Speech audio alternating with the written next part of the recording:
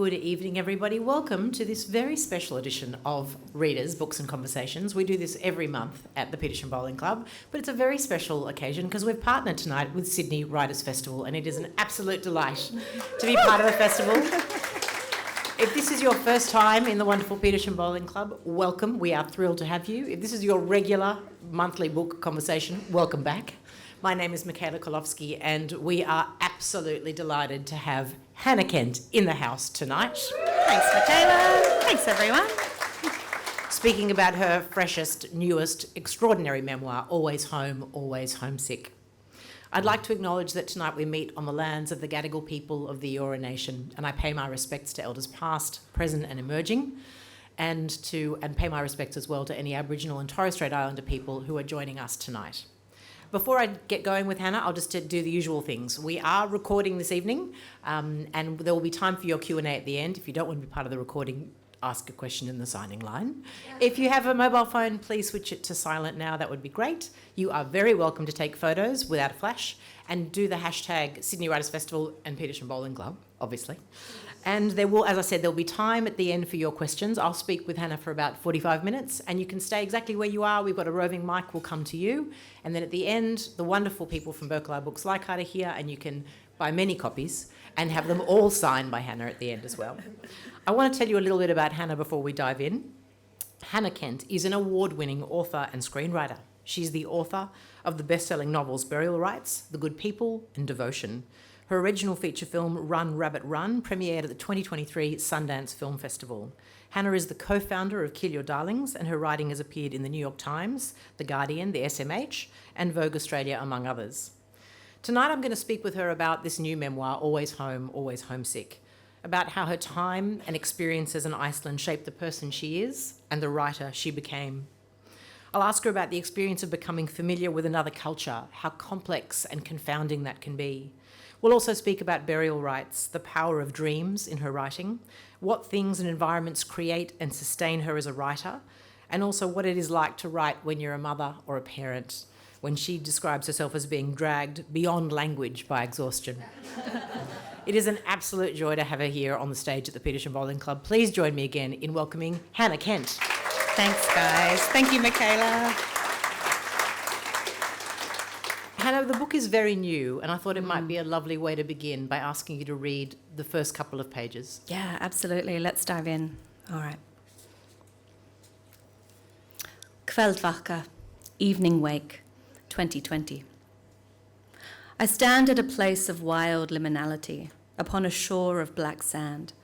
There is a raw and seething ocean before me, and the sky is a lowered brow. Behind me is a field of lava crowned with moss, and beyond that a scoured glacier. The wind whips my hair against my neck.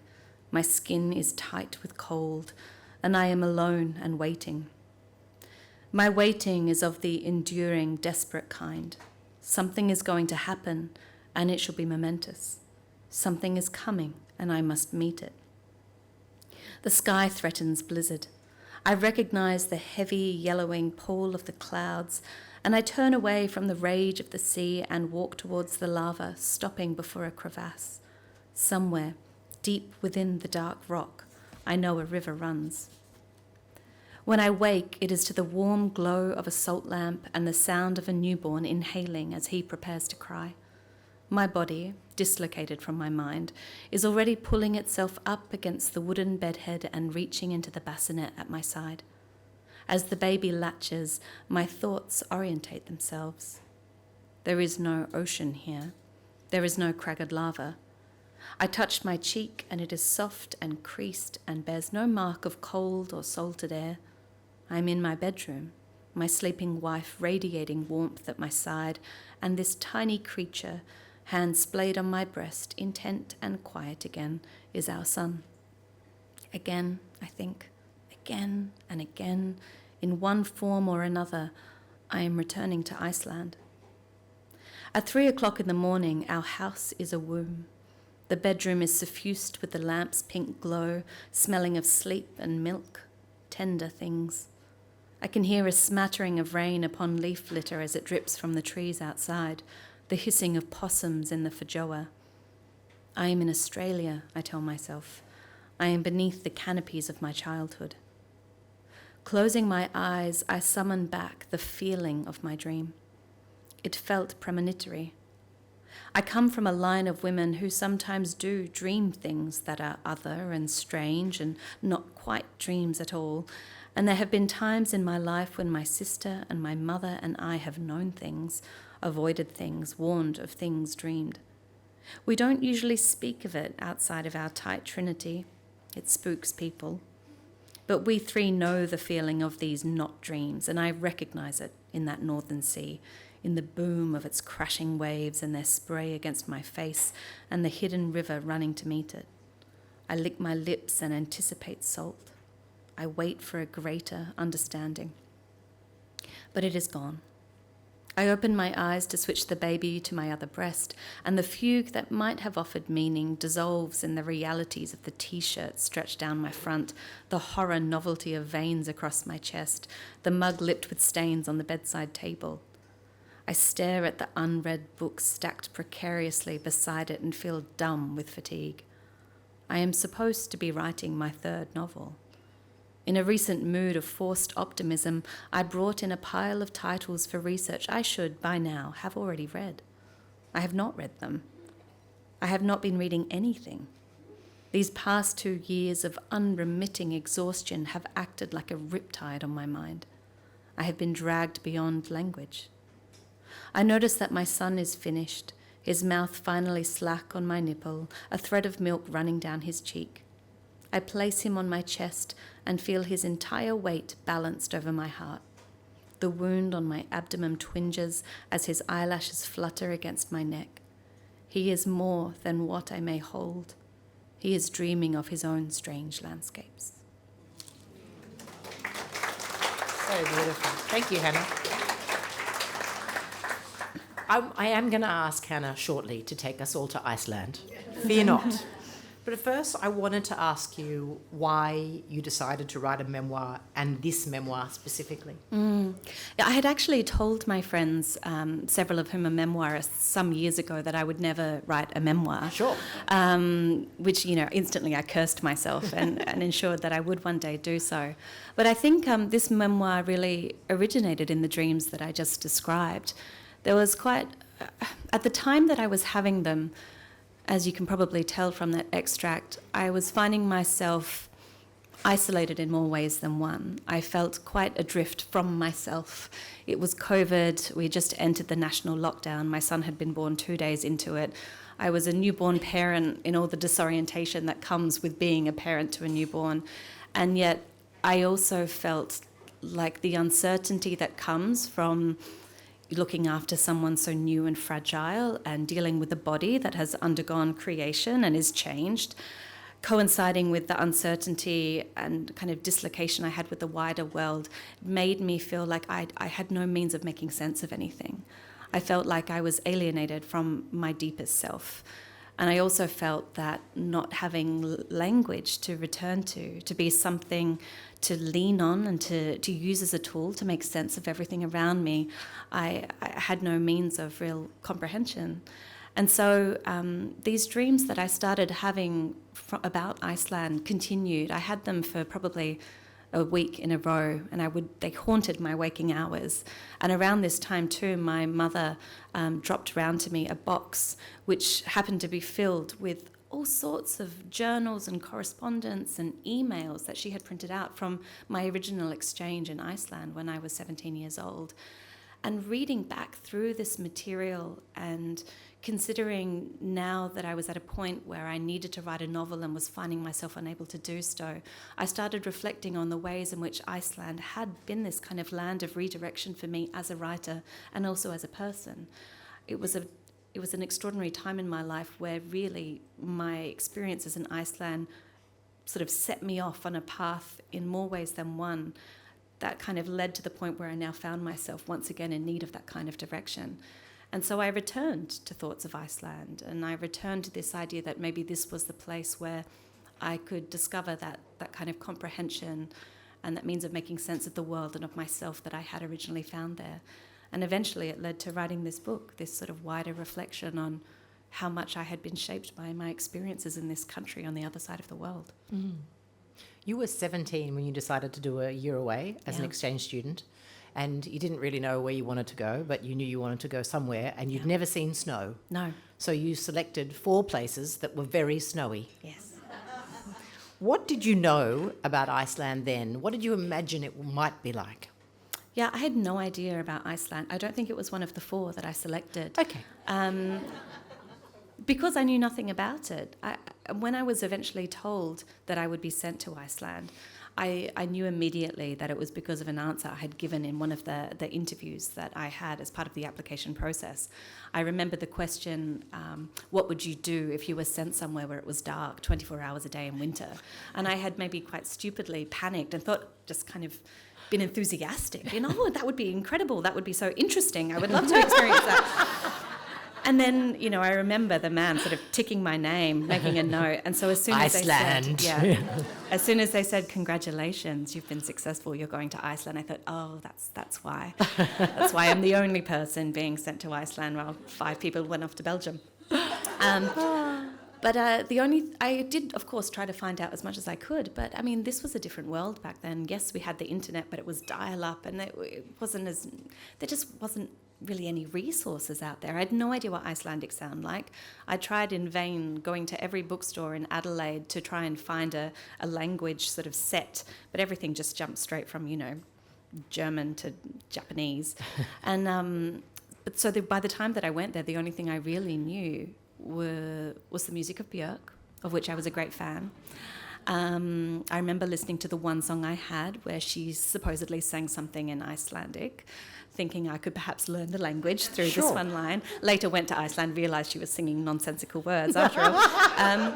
And my aunt, bless her, in her enthusiasm for this adventure waiting for me, subscribed to the Gourmet Traveller and one day gave me 6 pages on Icelandic cod, which she had ripped out. Excellent. And this and a travel book, which was also kind of horrifying in its description of, a very strange people who believed in elves and, kind of was filled with really quite some awful generalisations. These were the only things I had. I had no other knowledge whatsoever. When you land there, you are up against a wall of language you cannot decipher. Yeah. How were those first few weeks for you? What do you remember about trying to communicate with people and how you felt about yourself? My first real exposure to Icelandic came when I think I arrived on maybe like a Saturday in this small northern town called Söderkróka, which is in Skagafjörður in the north of Iceland. And everyone... Which your family wanted to call soda cracker. Soda cracker. Sounds That's what it soda looks cracker. like when it's written in English. And I had met my first host family who, were obviously very generous to take me in. But the first thing that I realised was that they were not big talkers. They did not really speak to me. My host brother said sort of 2 sentences to me in the entire time that I was there. And when they did, engage me in conversation, it was always in English. So I didn't really have an opportunity to learn Icelandic until the following Monday when I was sent to the local high school. I'd finished high school in Australia, but as part of the exchange, I was made to attend. And I had been told on the weekend that my first class would be at 8 in the morning and it would be mathematics. And I was given the room number and I remember walking through the darkness and, the snow. I accidentally walked onto a lake and heard the ice cracking and then ran into to the side and then eventually made my way into the school, found the room number, sat down and then immediately sat through a class of advanced mathematics in this language that I'd never encountered before.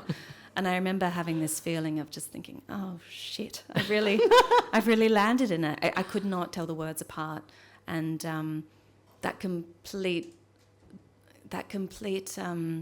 again, disorientation, but also this feeling of, oh, my God, I've really got my work cut out for me if I want to belong in this place, if I want to engage with it. That continued for quite some time. It was a language which I only really started to be able to learn when I accidentally joined the local theatre group and realised that I was the props girl and I would need to be able to, read a script. And yeah, so it took me ages, actually. It was completely mind-boggling, yeah. Despite this kind of shock of arrival and not being able to communicate, you described the landscape and it sounds like you fell in love straight away. At one point early in the book, you write, I wanted to eat the sky, eat that light. Tell us in particular about the town you were in, what it looked like when you walked down the main street or the kind of the areas you were in near your high school.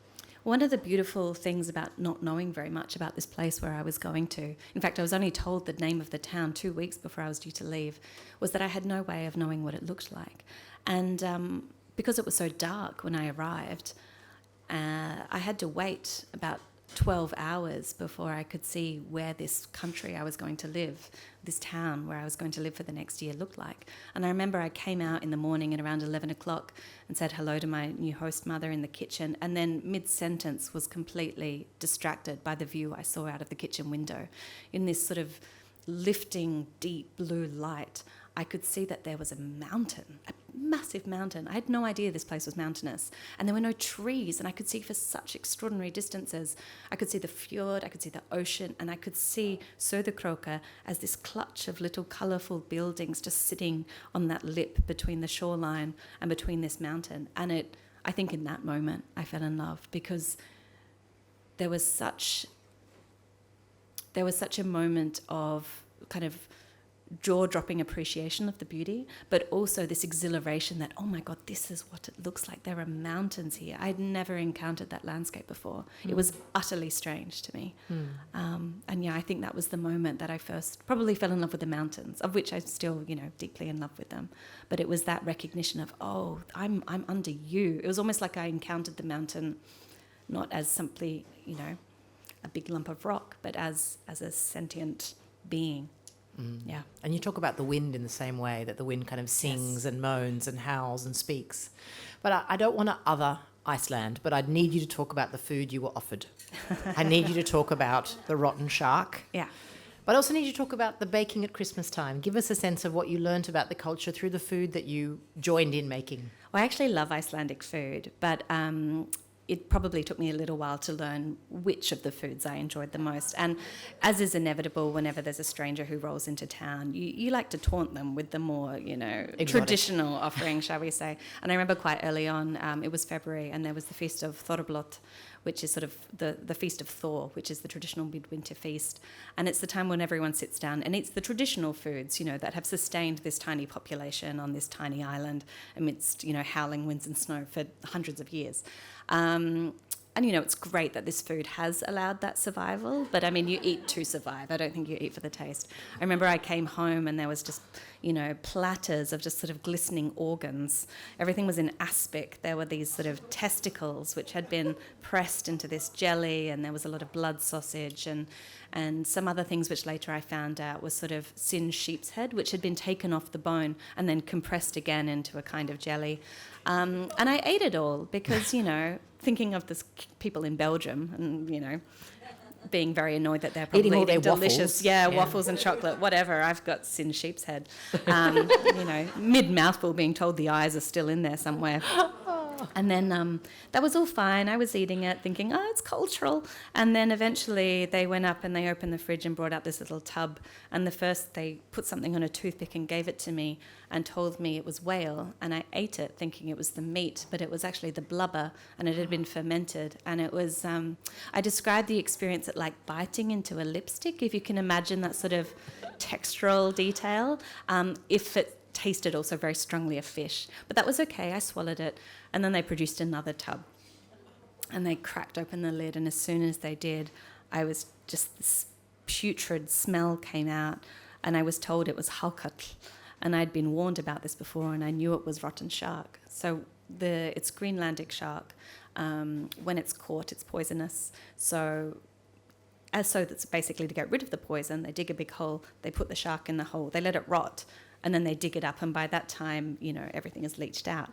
And it's time for you to eat it. And it's time to eat it. And so I did. I put a morsel in my mouth, but it tasted exactly as you could imagine a rotten flesh to taste like. And before I knew what I was doing, I was sort of pushing myself back from the table, and I ran into the bathroom and spat it into the bin and came out, and everyone was laughing and gave me a glass of water. But I forgot to tell them I'd spat it into the bin, actually.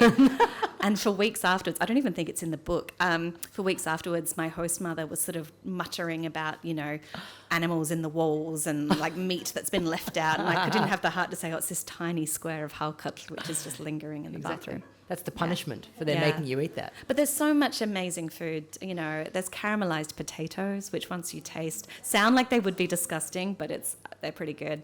And lots of incredible baked goods, lots of cardamom, lots of licorice, lots of chocolate. I feel like there's such purity in, there's such, the sheep, for example, are allowed to roam freely in the highlands in Iceland. And it's an extraordinary sort of quality of produce that comes from that. But yeah, I was vegetarian before I went. But yeah, I think, Iceland nowadays, there's lots of vegan restaurants and so forth. But at the time, I would have definitely starved if I'd tried to, stick to the cabbage, which was delivered on Wednesdays and was already half, mouldy by the time I got there. How important is storytelling in Icelandic culture? What did you come to understand about that quickly, about the centrality, not just of sagas, but of contemporary literature as well? Yeah, this was something, again, that I had no idea about before I arrived, but I very quickly started to notice. I think because I was, I held this desire to write at the heart of me and had ever since I was very young. I was a massive reader. So I was very quick to notice, the houses where I would visit, everyone had bookshelves and they were always crammed with books. And then at school, when I started to take on like Icelandic classes and even English classes, everyone seemed very invested and knowledgeable about literature. And then, of course, when driving through the countryside, people would point out, features of the landscape and say, this is where such and such saga occurred, or point out to the island of Drangi and say, Gretti's saga, that's where Grettir the Strong, the outlaw, I had no idea who this person was. Yeah. That's where he lived, and he swam out one day, and this is the pool that he revived himself in. Do you want to get in? Let's hop in. I brought you bathers. It's kind of just these stories and this incredible body of literature is very much connected to the land, and so you experience it in the same time as you are experiencing and encountering, nature. But then also the contemporary literary scene was something which soon became very clear to me. Many of my teachers were also writers. I had this incredible class which was in Icelandic. This was at the time where I spoke very little Icelandic, and I just would write poetry in the margins of my books instead of doing my work. And I was busted one day by this teacher who was very formidable, never smiled. And he sort of told me off. He's like, what are you doing? That's so much more important than doing your exercises. And I was like, oh, sorry. And he picked up my book and he's like, you're writing poetry? I said, yeah, sorry, Gerlaugur. And he's like, And then he sort of marched off. And the next time I had his class, he called me forward, and I thought he was going to tell me off again. And instead, he just passed me a book, and it was a collection of poetry in English. And I opened it up, and it said, to Hannah, from one poet to another, Gerlaugur. And he looked at me, and in his scary, serious way, said, you're going to be published one day. I know this. And I was like, I hope so. And he's like, no. If you continue to write, you will be published. And then from that point, he just let me write poetry in his class. So for the first time, I really encountered this extraordinary kind of validation and seriousness. Everyone to whom I kind of muttered my literary ambitions were like, yeah, do it. You have to do it. Yeah, it was very central in many ways to the culture. The book is structured in this beautiful way where we start with Hannah in Australia as a child, her recollections of being 4 and 6 and then being in primary school, and then flipping forward to being a teenager in Iceland, and then skipping further again, 10, 15 years later.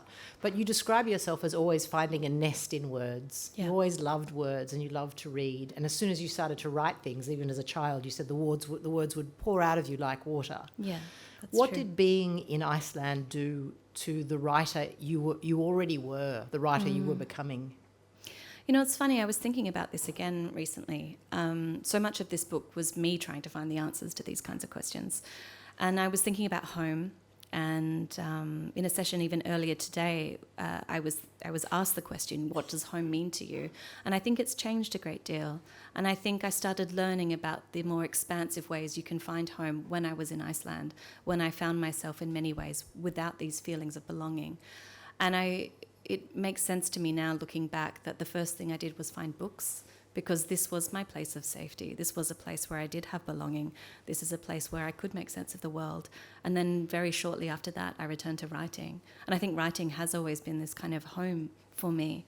And at this time where I felt, my experience ended up being incredible in Iceland, but certainly in this first few months, I really felt like there was no place for me. And so looking back now, it makes a lot of sense. Of course you turned to writing. You were creating your own home in words, which had always been, like I said, something which I have nested in. I was a very anxious child. I was very timid child in some ways, very sensitive, very, very close to emotion, to heightened emotion at all times, very introverted. And I remember this feeling of discovering words and being able to leave a lot of these things which kept me contained and in my own self. And there was a release in that and a relief in that. And then too, when I started to write, I felt like I was able to acquire a kind of higher wisdom that wasn't available to me in my otherwise daily life. And so it makes sense then that in this time where I needed that kind of direction, I turned to a place where I was more likely to find it. Mm. And Hannah writes beautifully in the book about writing that sort of lifts you out of sadness while you're in Iceland, lifts you out of this feeling of being alone and gives you a whole other perspective on not just where you are, but on what you are. Yeah, absolutely. Yeah. I wanted to ask about the eeriness of Iceland because I want to come to Burial Rites in a moment. In a lot of ways, this book is this very rare gift. It's almost like a companion to Burial Rites. And it's an enormously special thing to be able to return, for readers who love Burial Rites, as we do, to learn about where it came from, all the kind of the kismet, the strangeness, the work, the skill, the ideas that that came all together to create it. But I wanted to ask you about what you experienced of the kind of this otherworldliness of Iceland, this kind of eeriness, this sense of mystery that pervaded, as you've described, a lot of the sagas and stories, but was very much a part of life. Like ghosts are kind of normal in Iceland. Talk a bit about that. Yeah, my first experiences, I think, of the eeriness of Iceland were things that I was directly experiencing. And I wasn't at the time considering them to be supernatural experiences in any means, but I was very struck by the sound of the wind very shortly after I arrived. It was dark a lot of the time and the wind was fierce, and there being very few trees, it would come in from the Arctic in this kind of incredibly sort of unimpeded force. And you could hear it. And I would lie in bed at night and I could hear the wind blowing around the house. And sometimes it sounded exactly just like a crying woman, and sometimes it sounded like a child. And again, much like the mountain when I first saw it, it started to have a greater presence than merely wind. It felt like something more. And I remember writing about it. It kind of infiltrated my dreams again. I would start to have these very peculiar dreams, and I would wake suddenly and hear the wind continuing that sound. And I would also see it. I remember, I'd never seen the way that loose snow can blow across a road before. And that just seemed to be, it looked like a ghost. And so I started to it was the only language I had, I guess, to describe the experience of this particular kind of landscape in winter, the brutality of it, the beauty of it, the hostility of it, the otherness of it. And then as my language skills developed and as I started to learn more about the stories of Iceland, the sagas, I started to realize that in every aspect of so much of Icelandic storytelling, there was always something which was kind of other and strange. I mean, you read the sagas and it's sort of biblical and it's a reiteration of who begat who, and then suddenly on the next page you're reading about a family of sorcerers from the Orkneys who just kept on cursing everyone and, drowning all the Vikings on their ships. And it's just, it's told in a way which is so matter of fact. And then this continued. The more people I began to know would be driving again through the landscape, and rocks would be pointed out to me, and they would say, oh, you see the way that the road turns this way, it's because of the Huldafolk, the hidden people. And I'd be like, oh, what happened? And they would say, well, they were trying to build the road straight and they couldn't. And there's this farmer who lives there, and he would come out and eventually he was like, you're not going to be able to build your road through there. It's a school, for the Huldafolk. They're not going to let you go through there. And then they sort of said, can you talk to them? He's like, yeah, I can talk to them if you like. And he said, well, eventually he came back and he's like, you can turn it this way and then they'll let you do your road. And then, of course, all the machinery starts up again. And these stories my experience was filled with them. I heard so many extraordinary stories. And some of them are very famous, some of them really turn into films, but there's also so many just anecdotal stories that you hear about people who have dreams or people who were able to foretell happenings in the town and extraordinary weather events that people miraculously happened to survive. And it seemed to fit. I mean, it was interesting. Earlier we were talking about thin places. And I feel like Iceland is such a place. Mm. And of course there are Icelanders who roll their eyes and think, oh my God, this is not true. But I've met many others who agree and think, we understand this, we get this. There's a cultural sensitivity and understanding of it that's obviously not uniform, but it's there much more than I had ever experienced it in Australia. I wanted to come to Burial Rites now because it's such an important part of the memoir as well. When did you first hear the story of Agnes, who was the last woman to be executed in Iceland? Well, this was one of those moments where I was travelling through the landscape. We're in the north still, and we came around this mountainside, and it's on the ring road, the main highway which goes around Iceland, and suddenly the land sort of erupts into hundreds, if not thousands, of these small hills, and they look extraordinary. They actually look like something you might dream. They don't look quite right. And I was sitting with my very silent host parents, and I was curious enough to kind of broach the silence in the car and say, "Oh, are these like Viking burial mounds? Like, what are these little hills?" And they said, "No, this was caused by a snöflóð, an avalanche. But it's interesting you say this place, because then they pointed out these 3 hills that we were just driving past, and they said that's the site of Iceland's last execution. These 3 hills are called Tristapar." And immediately I was fascinated. What had this guy done? And they were like, "Oh no, it was a woman. She was. They cut off her head for stabbing to death these 2 men and then trying to burn this farm down." And of course, I'm immediately interested. I mean, no, who wouldn't be? And I kept asking questions. I'm like, why did she do this? Why did she stab these guys? And they couldn't really give me a satisfactory response. And I feel they kind of shut down the conversation by saying, "Oh, she just she wasn't a very nice person."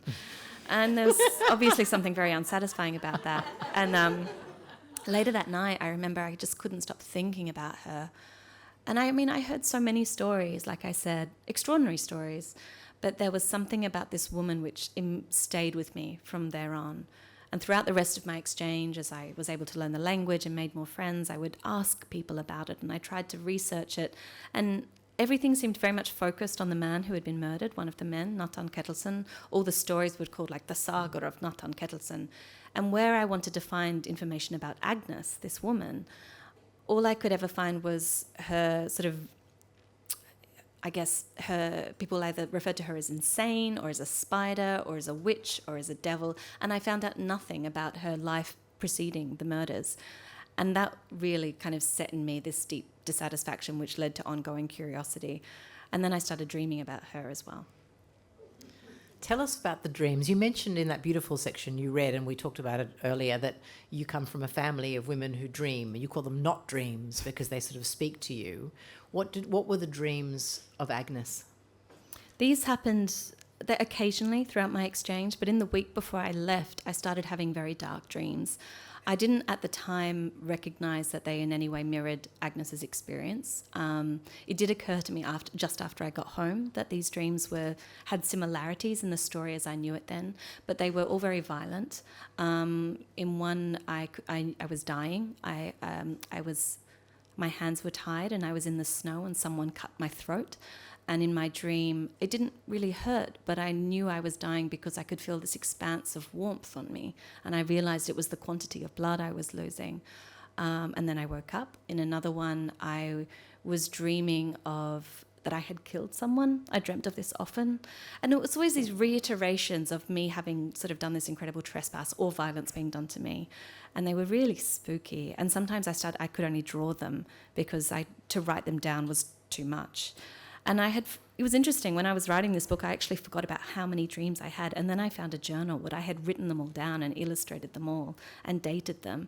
And it was extraordinary looking back, seeing how consistent this pattern of dreaming was. And then it continued too as I went back and I started studying creative writing at university, something again which I'd been encouraged to do and led to by my time in Iceland. And every now and then I could see in this sort of journal, I'm doing writing, I'm doing all these exercises, I'm having a great time, and then I find myself putting in search terms in the university library, like Agnes Magnusdóttir and Ulugastaðir, which was the farm where the murders had occurred. And again, I would keep on having these dreams. And I think at the time I was too nervous, or I thought it would be too kind of weird and woo-woo to tell anyone, but I was astonished at how well I had documented them, looking back. When you first started writing about Agnes, and it's a beautiful and very frank evolution of the book that we know became Burial Rites. At one point, Hannah discards 40,000 words. She discovers a whole lot of other stuff and goes, that has to go and I will begin again. Who and what did you want her to be? What did you want to try and bring to Agnes? For so long, I didn't even think I would be writing about her. I was just curious. I just wanted to know who she was. And then it wasn't really until I was living in Thailand. I'd taken another gap year after my undergraduate before coming back to honours. And again, this was a time where I was teaching English, and almost through teaching it, I kind of lost touch with my own creative practice. And so to try and get it back again, I was engaging in something which I still do occasionally, which is cutting up words from newspapers and sort of trying to make poems with them. And I did this one, and it kind of jumped out at me, and I sort of recognised it. It felt like Agnes's voice. It had something in common with all this other stuff that I'd been writing and thinking about. And then I had a few other experiences which kind of consolidated this thought. So about the time I went back to university, I thought, yeah, this is actually what I need to do. I need to write about her. And it's not to discover that she was innocent after all or anything like that. It's just to find out who she was and how she ended up in these very tragic circumstances, how events of her life had led her there. There's an interesting conversation about truth in fiction and what we turn to fiction for. And I wanted to ask whether you felt, as the more you got to know about this history and the more you learnt, and it was not easy to uncover things. It got easier as time went on, but it was still, there were certain editions of books that were out of print and you just couldn't find a copy anywhere. It was difficult to track down the sort of archival information. What obligation did you feel to the truth of what Agnes might have lived as you were writing this work of fiction? Well, by the time I started sort of writing this book in earnest, I was doing a PhD. I never submitted, sorry, don't call me doctor. But I was doing a PhD, and I was very much focused on, even though I thought, well, my mum will probably read this and 2 examiners, and that's probably it. I never thought, it would be published. I still felt, I think, a strong awareness of myself as an outsider, writing about a country that wasn't my own, about a culture and a history that wasn't my own. And yet at the same time, I felt that my perspective as an outsider, as someone on the periphery, actually allowed me a very good view. I hadn't grown up with this story. I was able to ask questions that maybe people who were very familiar with it might not. But it was important to me nonetheless that if I were going to question it, I needed to know my stuff. And in Australia, there were some documents which were available to me, but most of them I knew I would eventually have to go to Iceland for. So I spent about 12 months researching 19th century Iceland, thinking that even if I didn't find out this information about Agnes's early life, I could sort of apply an informed speculation based on a greater sort of immersion and understanding of what life was like for people in her position at that time. And I mean, I'd never researched anything before, so anything was fair game. I read recipes and proverbs and song lyrics. I read novels and academic articles on smallpox epidemics. And it was great, actually, because I ended up having a very, very strong sense of what life was like. And at that time, I had realised how difficult it might be for me to access primary sources, and I had had to acknowledge that I might not find anything about her. And so I had started forming these kind of speculative conclusions as to what her early life might be like. I thought she was probably a foster child. I thought she was probably illegitimate. There were lots of reasons, lots of things I knew about Icelandic society that I thought this might be the case. And then I got funding to go to Iceland, and I was finally able to go to the National Archives, which, funnily enough, I immediately recognised as the place where I had my first night in Iceland as an exchange student. Extraordinary. Unbelievable. But I was able to I found her in census materials. I remember the first time I found Agnes outside of this context of crime and execution was when she was 6 years old, and she was described as illegitimate, and she was a foster child. Wow. And there was this extraordinary sense of, I'm so glad that I have done this reading because I'm not that far away from the truth. And I was able to find many facts about her early life, which were more or less along the lines of things that I had imagined, these sort of fictional likelihoods. But of course, even after doing all of that research and, ultimately finding a great deal of information about her, there were still extraordinary gaps. I mean, there is so much which is not in the history books. And it was then that I realised that I would also have to rely on fiction, but that this fiction could nonetheless be tethered to that broader understanding of 19th century Iceland, and that it would need to be in order for it to be believable and in order to sort of perform what I perceive to be my ethical obligations. The book, as we know, is this extraordinary fusion of historical kind of observations and research and this extraordinary literary voice, this beautiful voice. At one point in the book, when you're talking to yourself about what you want the book to be, you say, "I want my pages to bleed." Can you tell us what you meant? Yeah, I don't even know if I knew what I meant when I wrote that in my notebook.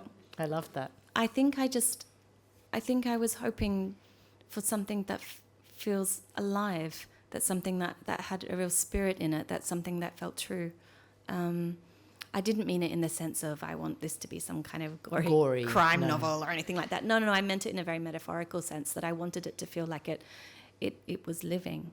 And I still kind of use this analogy, not so much as in I want these pages to bleed, but when I'm trying to find out whether an idea or something, a book that has been following me around that's kind of asking to be written, if I want to know if it's going to be good, I sort of have this kind of mental thing that I do where I'm kind of laying fingers on it and I'm trying to find a heartbeat.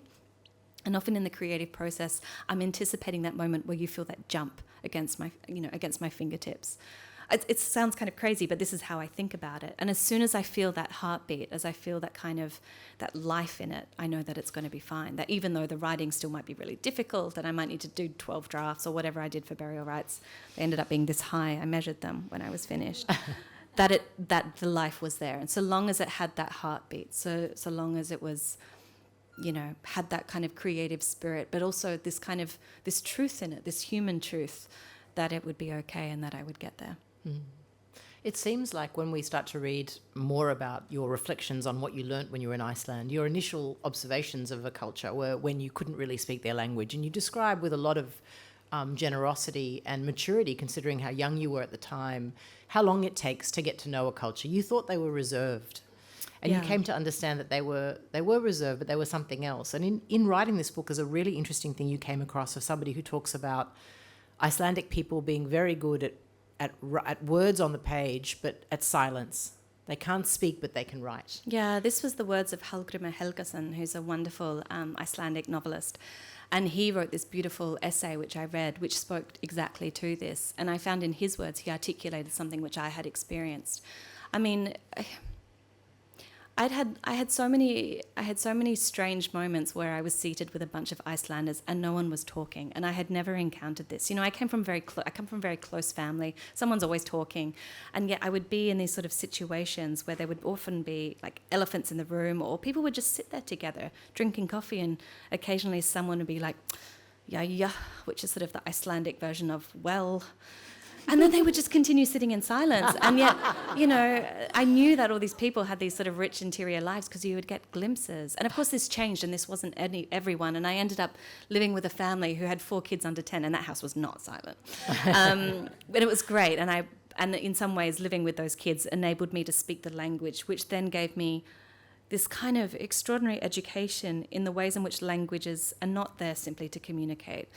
A language holds culture, it holds history, it is an embodiment in so many ways of all these other things which expand beyond communication.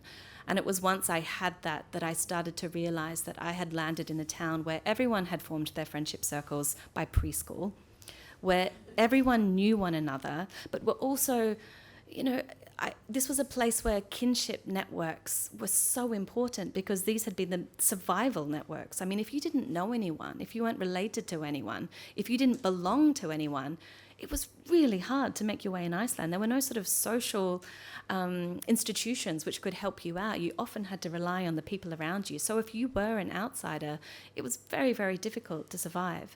And the more that I started to sort of glean this from the language and also appreciate it in a deepening understanding of this community, the more I realized that it was never going to be enough for me just to land in this town and be like, "Hi, accept me. I'm one of you now." Someone needed to claim me. And this is what happened with that second family. And I remember they would always introduce me to everyone who came to their house. They often kept this revolving sort of door of visitors. And I was sort of really puzzled by that because I had met a lot of these people or encountered them in the town. And then I noticed the language they were using around me, and they were sort of introducing me as one of them. And then I would hear them refer to me as our Hannah. And that's all it took to change. And suddenly people would refer to me as, Pieter and Regina's girl. This was, I belonged there. I had a place. They could accommodate me in this complex network of kinship and ties and relations and blood. And yeah, from that point onwards, everything changed. Yeah. And those insights end up sort of woven into Burial Rites. Yes. Being able to imagine what it was like for Agnes, which was a very common experience for children, to be moved from place to place, to be put to work young, and to belong to no one. Yeah, well, if you were illegitimate, you were often put to labour when you were about 6 years old. You were often separated. Families were dissolved in an effort to stop any more illegitimate children being born. The difficulty was, of course, that many illegitimate children were born because to have a legitimate child, you needed to be married. To be married, you needed to own land. And there was a massive working class, a massive sort of serving class. And often this was fine because you might go work at like an uncle's place or farm or so forth, and you knew people. But if you were illegitimate, or your father didn't recognise you, or you were named for a man who wasn't actually your father, which is true of Agnes Magnusdottir. Her father was not Magnus. It actually turned to be, it was a man called Jon, who was married, a married farmer. You really didn't have any recourse when you fell on hard times. You had to take you had to take the work that was offered you. You were only permitted to move to a different farmhouse once a year. You weren't able to leave at any other time. You were very vulnerable to all kinds of exploitation. And I had learned this subjectively, and then in Agnes's story, I started to see how this might play out in the life of a woman who was also well documented as being incredibly intelligent and also ambitious. You know, someone who probably was very aware of the ways in which she'd kind of been, you know, shortchanged by the circumstances of her birth. I want to, before we come to your questions, ask you two more questions. One is about this extraordinary culture. We spoke before about how people pointed out landscapes to you that were part of stories, how rich that story life is for everybody. Yeah. And some of us who know a little bit about Iceland, all I knew about was what they call the Christmas flood, that you give a book at the end of the year, and that most of the books are published toward the end of the year in Iceland. I wanted to ask you why you think in such a tiny population, it was 250,000 people when you lived there, why they revere, how and why they revere stories in that way, and how we replicate that here. Honestly, I think it starts with the sagas. I think they have always been something which have been incredibly precious to the Icelanders. I mean, they are extraordinary. If you don't know about the sagas of the Icelanders, go home and look it up. They're amazing. And so, you know, they are these custodians of this incredible sort of gift of literature. And I think that, you know, the other thing which always set Icelanders apart, which I learned in my research, was that they were always very highly literate. They had the highest literacy rate across Europe, I think, throughout sort of certainly recent centuries.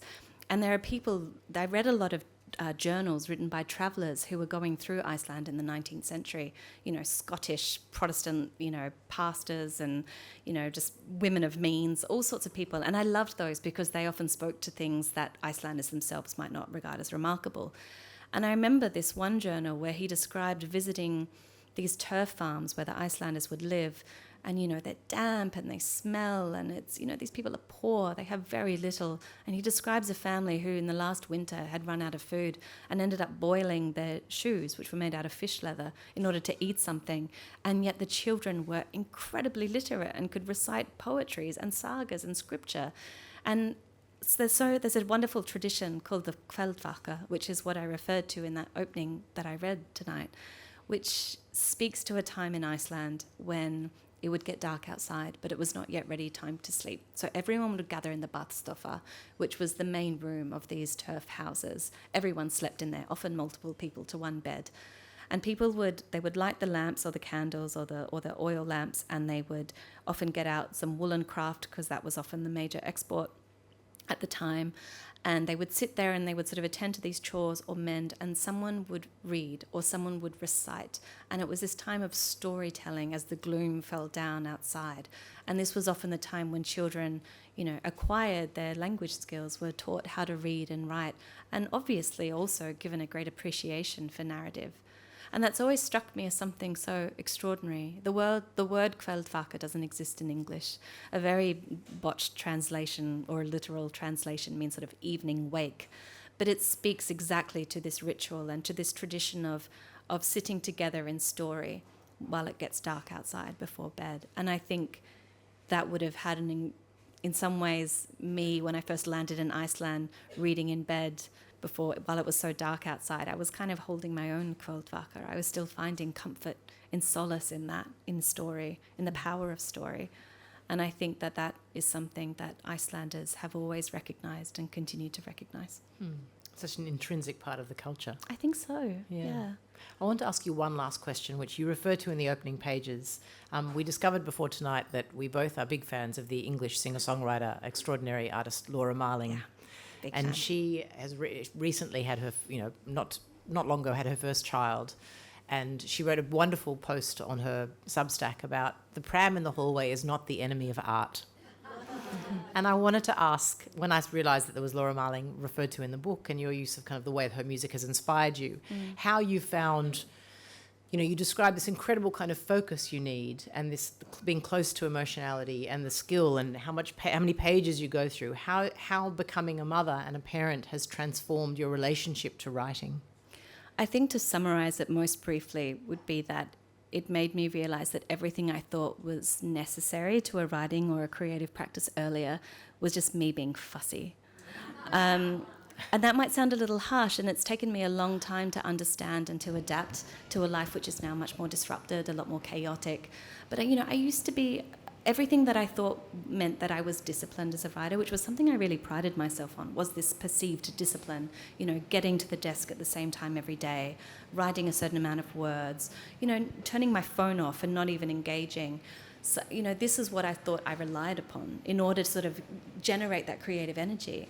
And what I learned in having kids, when suddenly you're breastfeeding and trying to type, or you're just realised you're not going to be able to write all day. If you want to write, it's going to be between 11 o'clock and 1 a.m. in the morning. Or, I'm trying to sort of evoke, I don't know, like 19th century Prussia, and I can hear coming through the wall, and it's really this kind of anachronism that I can't fight. I realised that I still could get there. Actually, my imagination is much more powerful. I don't need to have all these little rituals in place. If the story is enough, I'll still be able to put the work in. And that was incredibly liberating, because now it means that I think I have a greater faith in myself as a writer. So I think, if anything, that's what becoming a parent and needing to be flexible, being disrupted in this massive way, kind of has been a great lesson in humility and also in gratitude, because, I don't think you necessarily need to write every day to be a writer. You don't need to do the same amount of words every day. These things are helpful, they're great, but they're a privilege, they're not a necessity. A wonderful answer. Well, we've got time for your questions now. We're going to turn the lights on and we're going to bring the microphone around. If you have questions for Hannah, we'd love to hear from you. If you want to pop your hand up. It is always hard to go first. And I have more questions in case you don't have questions. But questions for Hannah. There's one up the back. Thank you very much. We'll bring the mic to you. Hang on one sec.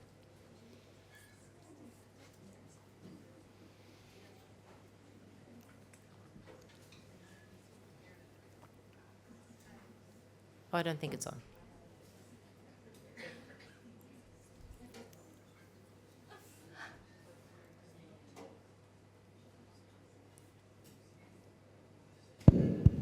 There we go. Let's try again. Thank you. My question is around landscape. You talk about, mountains being very sentient and the like, and I had the good fortune to travel to Iceland and found a place that was throbbing with energy, and yet most... Oh.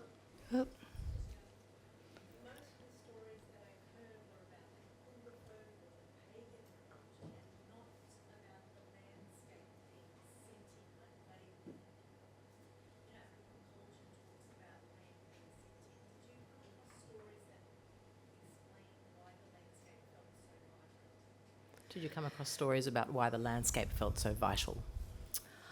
No, not necessarily. There was nothing which really I encountered which explained why the land was the way it was.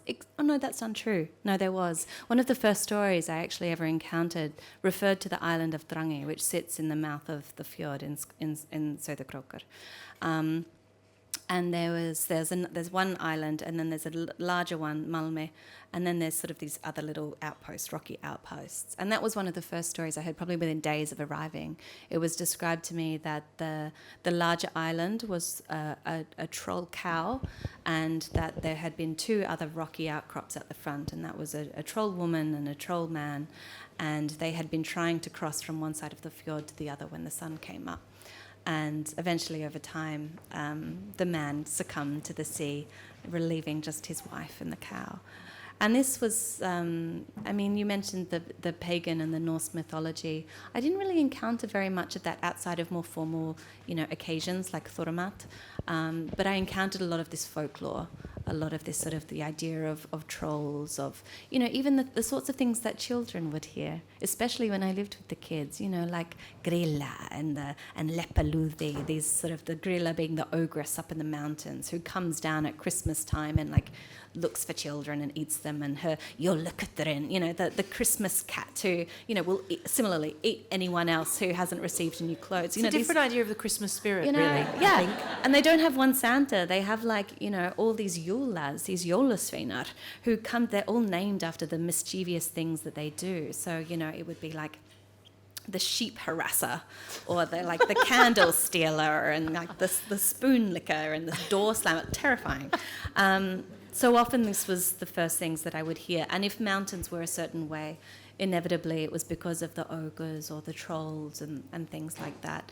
I feel like my appreciation of some of the other areas of the landscape and the way that they were tied to earlier pagan traditions, that came more from the sagas, Helgafell, and Guðrún Osvifsdóttir from Laxdæla saga, the fact that she was, growing up she was a pagan and then converted to Christianity and became Iceland's first anchoress and lived in Helgafell, because it was probably, honestly, the highest point in an otherwise pretty flat landscape.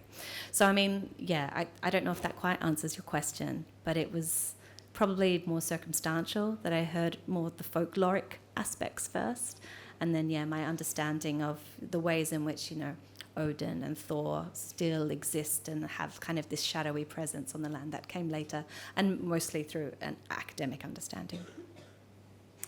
There are other questions for Hannah? Down the front. Kath, do you want to yell out? So when you came back here, did you come back to Adelaide? I did. Yeah, I grew up in People couldn't hear up the back. What was it like to come back to Adelaide? No offence to people who are from Adelaide, including Hannah, None after taken. you've been in Iceland. In terms of landscape and stories and Yes. Yeah, it was extraordinary. I was not prepared to come back at all. In fact, by the time that I had to leave, I was kind of shocked that I had to. I was very comfortable in Söderkrókur. I grew up on Petersham country in the Adelaide Hills, and that's where I was returned to. And I remember driving through the city and thinking, oh my God, Adelaide's so big. But the main shock, honestly, came from the trees. I don't know if anyone's ever sort of seen the trees, the radiata pines that grow around the Creefus exit when you come off the freeway into the hills. And I felt cowed by them. I remember having this really weird visceral response, like almost a physical reaction to them, thinking, I can't see where I am. These trees are massive, they're going to fall on me. And immediately kind of dismissing it, because I grew up with these trees and they were familiar. But it was this strange place where almost my body didn't know how to be in the land. But the main thing that I discovered was how bright it was. I was unprepared for how golden and how bright everything was, and how sore my mouth would be from having to speak English, because I had never realised how much a language occupies other muscles in your mouth, and that you have this very physical memory. And so suddenly I was speaking English, and I would go to bed with my mouth aching, because by that stage I was just speaking Icelandic, and your tongue is in a completely different position the whole time. And that was kind of preposterous to me. And then I would speak all English all day, and then I would go to sleep and I would dream in Icelandic. And it felt like a relief. So it was transitioning back to speaking English, and the trees, they were probably the two things, Beautiful. We've got time for one or two more questions. No more. Well, there's a one in the middle. There we go. Is the mic working, Hayley? Yeah, it's on. Okay. Would you mind passing it down? Is that all right? Mic's coming to you. Thank you. Thank you. Is that on? Yep. Thank you. That was amazing. I've also been lucky enough to have just travelled to Iceland briefly, and I loved it. So it was amazing listening to that. I had a couple of questions, I guess, just because it's a writers' festival as well. Firstly, I assume you have read a lot of Icelandic fiction, and I guess I was interested from the language perspective, do you read in Icelandic? Is your Icelandic good enough to do that? And also, do you have any recommendations for contemporary Icelandic fiction? Oh God, yeah, I've got lots of recommendations. Thanks. Yeah, that's a lovely question. Thank you. When I first came back, reading in Icelandic was something that I was definitely not as fluent in as with English. But nonetheless, I tried to do as a means of trying to keep it up, because, you know, there's really not that many opportunities. Other than an Icelandic woman I heard talking on the phone outside an ATM one day at my university and then chased up the street, only to realise that she probably thought I was trying to rob her from all the 50 she's trying to cram in her wallet. And then I sort of finally got up to her and I was like, "You're Icelandic?" And she's like, "Yes." And I'm like, "Cool." You know, that was really the only interaction I had. I was just a massive creep. So because I didn't really have the opportunity to speak all the time, I tried to sort of keep up this kind of you know, just reading the Icelandic books I had brought back with me, because it was so hard to find them now. And then, yeah, very sadly, I soon found myself becoming very rusty. I think that's actually one of the reasons why I ended up researching Burial Rites, because I had the opportunity to translate so much, and that was one way that I could keep the language alive. Now I try to listen to Icelandic radio, but whenever I read Icelandic authors, I have forgotten so many words. I can read diary entries I wrote in Icelandic and not understand them now, which is really sad. And I know that if I were to go back there, it would probably come back quite quickly. But in the meantime, I still try to access that country through the translated works, of which there are many. Really recommend Sjón, who's written an incredible array of books. He's a beautiful, beautiful writer. I really like Guðrún Eva Minervasdóttir. One of my favourite books, oh my gosh, now it's going to leave me. Oh my God. It's about a midwife. I feel like there is, it's called I think it's Animal Life in English. And it's beautiful. It was one of the best books I've read recently. I really recommend that one. But I mean, there's the extraordinary thing about Iceland. I mean, there were 250,000 of them when I lived there. I think now there's 320,000, and yet they have such a presence. They're so widely translated. I think you could walk into any independent bookstore, ask for Icelandic authors, and they'd be able to find you some. Yeah. I want to ask you one last question, which is that you've described this long process in the book of returning to Iceland a number of times, and feeling now at home there. It's one of your homes, and taking your Australian parents back to Iceland with you. How does it feel to you, the way that your book, that Burial Rites, has been received in Iceland? Because you describe in the book as well about what it means to be an outlier and an outlander in that community as well. Do they accept you? Are you perceived in some way as either having a right to tell the story, but also as being maybe perhaps a kind of an Icelandic author? I was always very anxious about this, even when the book started to be available in English in Iceland. Lots of Icelanders read in English. And I started to hear from people, relatives of the characters I had written, or their human equivalents.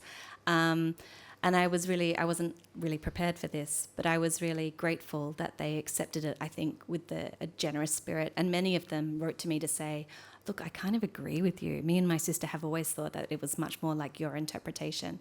But I really felt that there was a graciousness in the way that the book was accepted then. And a lot of curiosity. Lots of people were like, "Well, she's Australian. Like, why is she? How did she?" You know.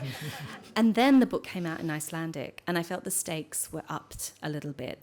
And I remember Iceland, again, another testament to how much they love literature. They have a weekly show dedicated to the discussion of books and author interviews. This is in such a tiny land. And it's a TV show? A TV show, wow. Yeah, a weekly program. And I was asked to go on it to talk about the Icelandic adaptation. And I was in hair and makeup, and the host came in, and he's like, "Hannar, I think it's going to be a great show. I just want to say to you, I think it's important that we maybe talk a little bit in Icelandic before we have the rest of the interview." And when he was saying this, I knew immediately that he was sort of saying, people need to know that you're not just kind of sweeping through and grabbing the story. They need to know that you've stayed long enough or tried hard enough to acquire some of the language. And then that has also been my experience in the more sort of ambiguous moments where I feel maybe slightly challenged over it. I feel that the fact that I have tried to learn the language, because many people live in Iceland now. I think there's something like 30,000, or no, even more. I think it's something like 9% of people in Iceland were not born there now. Lots of people go there to service the tourist industry. they don't speak Icelandic. And I think the fact that I tried very hard and have tried to maintain it meant a lot and continues to mean a lot to those people. But yeah, I feel like it's something I have to kind of continue to negotiate, as this story never really lets Iceland go. It still kind of keeps on coming up in interest, and people do various interpretations on it. But I do think that... can I tell one last story? I know we're running over. So this is a really good example. So there's a farmer who owns the land where Thristapar, the Three Hills, the site of the execution is. And he is also related to people who found the bones of the executed and moved them. He's someone who is very invested in this story because it's on his land. And apparently, I was told when I was most recently in Iceland that when the book came out, he went on to national television, he was interviewed, and he was like, in Icelandic, "I can't believe this woman has written this story. It's not her story to tell. I think it's going to be absolutely garbage. You know, these foreigners coming in and like taking our stories, yada, yada, yada." Went on a massive rant. And then this is my host father who told me this, and I was like devastated. I was like, oh my gosh. He's like, "No, don't worry. He actually read your book." And then he asked to go back on television and say, "Don't worry about it. She actually did a really good job. I really like the book." So maybe that's it. So good. Thank God for the National Book TV show, I'd have to say about that. Before I thank you all and thank Hannah, I want to say if you've enjoyed tonight at the PBC, firstly, we do this every month. So if you're new, we would love to have you back. We are also, PBC recently built themselves a new roof. This is a complete not-for-profit club, and they want to make the whole place accessible so that everyone can come here and enjoy these conversations and everything else they do. You can buy raffle tickets at the bar, or you can make a donation if you feel like it. It's no pressure, but we love this place. We love bringing people into it, and the more people we can have access it, the better. So I wanted to share that with you, absolutely. I want to say as well that next month we're joined by Gina Chick. So if you haven't sung in public in a while, come to hear her, because you will be singing with Gina Chick, among other things. Hannah Kent, thank you for the magic of this book. Thank you for your words, all of your words, the way they transport us into new worlds. They take us into new places, into the physical world, and they take us into new lands and unfamiliar lands inside our minds and inside our spirits. This is an extraordinary book. It's a marvel. Thank you all for being here tonight and for being part of Sydney Writers' Festival with us. Please join me in thanking Hannah Kent. Thank you so much. Thank you, Michaela.